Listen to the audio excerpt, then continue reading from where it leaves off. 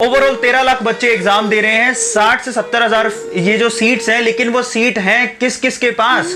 Government seat है सिर्फ 30,000, बाकी सारी की सारी प्राइवेट सीट हैं। अगर आपका गवर्नमेंट सीट में नंबर आ गया तो आप ऑलमोस्ट 4 लाख रुपए में एमबीबीएस खत्म कर सकते हैं। मैं आपको फीस स्ट्रक्चर बताता हूं। एम्स की जो फीस, एम्स जो टॉप मेडिकल कॉलेज है इंडिया का, जो गवर्नमेंट एफिलिएटेड है, उसकी फीस पूरे साल भर की 1000 रुपए। एम्स दिल्ली की बात कर रहा हूं, पूरे साल भर की 1000 रुपए फीस है। यानी 5-5.5 साल का आप समझिए कि 5 से 6,000 रुपए में काम हो गया सिर्फ फीस का।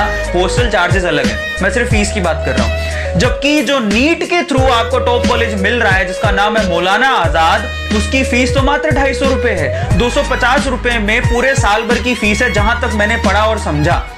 हॉस्टल की चार्जेस अलग हैं, मैं सिर्फ यहां पर कॉलेज की फीस की बात कर रहा हूं, क्योंकि गवर्नमेंट एफिलिएटेड है तो गवर्नमेंट उनको पैसा देती है। 250 रुपए साल भर की फीस, इसका मतलब ये हो गया कि आप सोच लीजिए कि 5 साल में या 6 साल में कितना फीस, 5 साल का होता है तो 5 साल में कितना फीस हो गया। ठीक है, ओवरऑल पूरा साल भर, पूरे 5 साल का खर्चा, रहना खाना सब मिला लें तो इन कॉलेजेस के अंदर 1 से 1.5 लाख रुपए में एक बच्चा डॉक्टर यानी कि एमबीबीएस करके बाहर निकल पाएगा। और जबकि 1 से 1.5 लाख रुपए उसने डॉक्टर बनने में खर्च किया है, तो वो आसानी से इस भाव से रूरल एरियाज में जा सकता है कि उसने तो पैसा बहुत ही कम इन्वेस्ट किया है। रूरल एरिया में इतना पैसा तो मिल ही जाएगा, तो वो सेवा भाव से वहां जा सकता है, सेवा कर सकता है। लेकिन ऐसे डॉक्टर निकलते कितने हैं साल भर में? सो इस बात को प्रॉपर्ली समझने के लिए मैं थोड़ा सा पीछे लेके जाता हूं आपको। बहुत सारे माँ बाप चाहते हैं कि उसका बच्चा जो है वो डॉक्टर बने, उसके लिए उसे वो साइंस दिलाते हैं। पहले तो अच्छे स्कूल में पढ़ाते हैं और वहां पर फीस भरते हैं। अब वहां पर फीस आपको पता है कितनी होती है? स्कूल की फीस, जो प्राइवेट स्कूल्स होते हैं उनकी फीस अच्छी खासी है।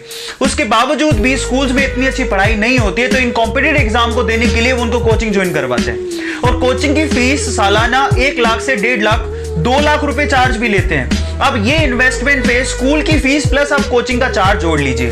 उसके बाद भी साल भर की मेहनत के बाद जब नीट में क्वालिफाई कर पाता है और स्कोर अच्छा नहीं आता, यहां पर फर्क है, कई बच्चों को पता नहीं होगा। नीट में क्वालिफाई करने से आपको गवर्नमेंट सीट नहीं मिलने वाला। आप जरा सोचिए, पिछले साल यानी कि लास्ट जो एग्जाम हुआ है 2018 में, उसमें क्वालिफाई करने वाले 7 लाख बच्चे थे।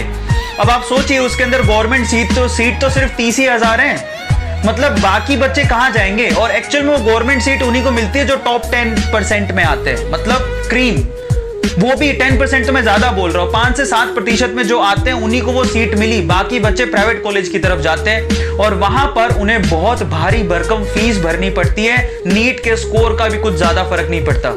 एंड आई वॉज शॉक्ड जब मुझे ये मालूम पड़ा कि नीट स्कोर के बावजूद भी ये कॉलेजेस कितना चार्ज करते हैं। जरा सोचिए, इनकी फीस की रेंज है 3 लाख रुपए से लेके 20 लाख रुपए पर एनम, जहां पर आप गवर्नमेंट कॉलेज में सिर्फ 4 लाख रुपए में 5 साल कंप्लीट एमबीबीएस कर सकते हैं। 4 लाख रुपए 5 साल के कंप्लीट। मैं मैक्सिमम रेंज बता रहा हूं क्योंकि बहुत सारे गवर्नमेंट कॉलेज की फीस भी 80,000 रुपए के पर एनम के करीब है।